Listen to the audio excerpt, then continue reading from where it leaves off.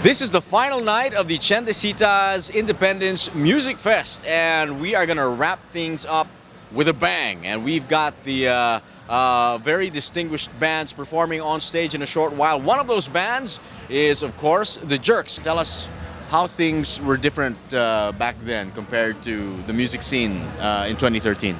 Well, as far as lalo na sa rock, no? Pretty much corporate na rock ngayon, which is good. Maybe may mga downside din siya, pero I think generally it's good. Tell us how you remain relevant as a band.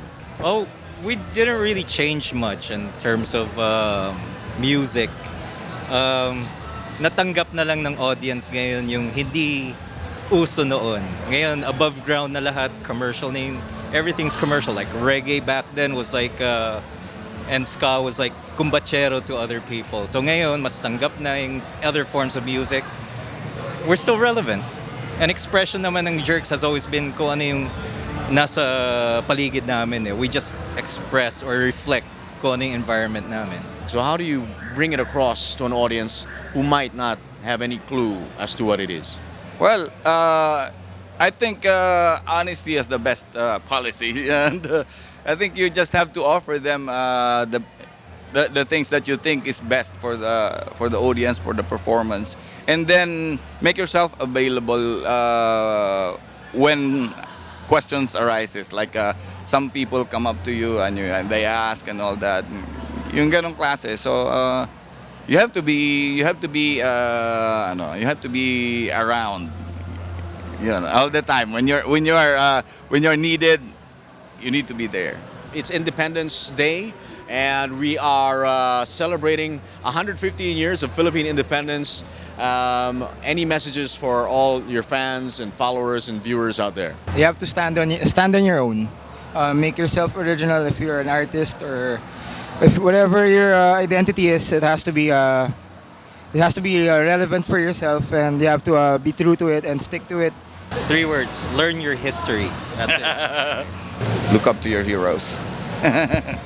And definitely wise words from one of the Philippines' musical heroes, the Jerks. They are on stage right here at the Chendecitas Independence Music Fest, the Jerks.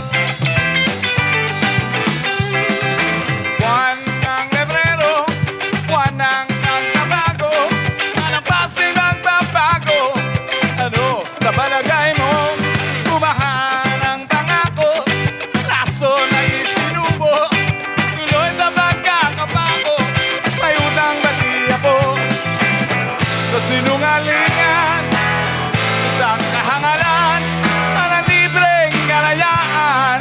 Ito'y pinagbabayaran, kalabas na moro-moro.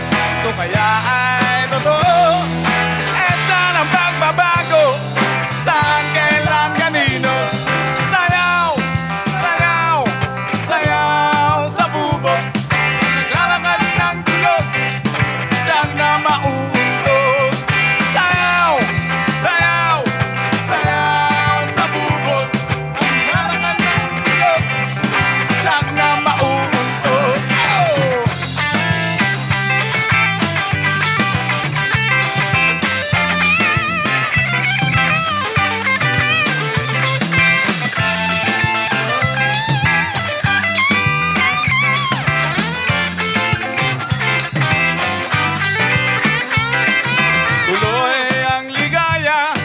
Hacienda Luisita, ang gagawat magsasaka, mga lamtani na sikula, sari-saring kaguluhan, nakawan karahasan, kailan nyo titigilan, ang mga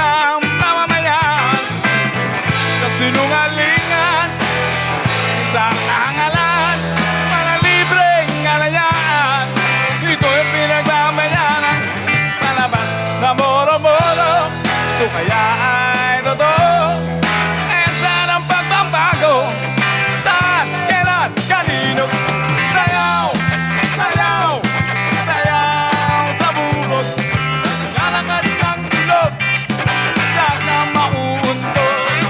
Sayaw, sayaw, sayaw sa bubog. Lalakad ng ilog, sak na mauuntog.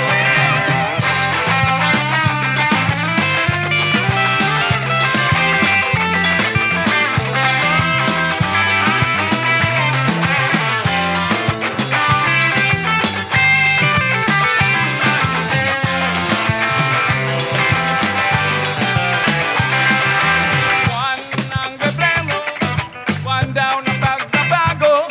Anong klaseng nagbabago? Saan, kailan, kanino?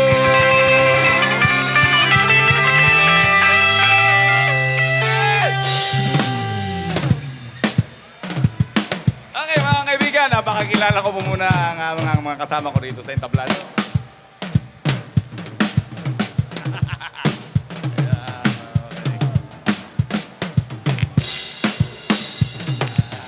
Aming pinagmamalaking drummer. Ang si Ginoong Paulo Manuel. Ayan. Dumadami ang kanyang Paulo words.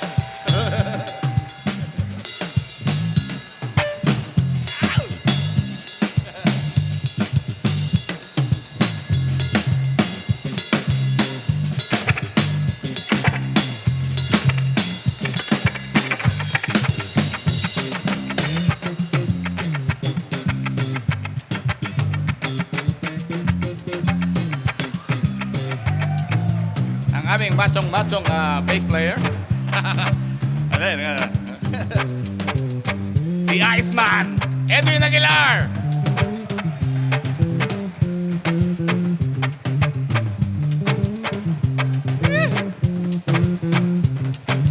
Sinasabi ko na nga eh. Okay, of course, ang ating kaibigan, si Perp De Castro sa gitara. Ipakikilala ko rin yung kaninang sumisimple dyan sa microphone, si Kiko, si Francis Reyes. Nawala. Asa na? Naubos yung baterya ng camera niya. Okay, salamat sa pagpunta nyo rito. Marami akong nakakitang pamilya. Mga... Teka. Mukha. Siyempre, huwag kakalimutan si Chikoy Pura. Lead singer, lead guitarist ng The Jerks. Ayan, sinasabi ko na. Hindi ako makakalimutan ng mga marami akong pagkakautang.